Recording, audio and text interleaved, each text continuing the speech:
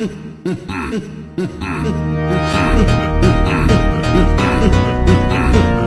kind of thinking of that, Mr. Chair? It's the right thinking. I don't believe in you. Yung former president ba ay willing na mag-cooperate sa investigation sa ICC? I'm asking the ICC to hurry up. This issue has been left hanging for so many years. Matagal man, baka mamatay na ako, hindi na nila ako maimbestiga. Am I that stupid? English yan. Ang Tagalog niyan is ganun ako gagago.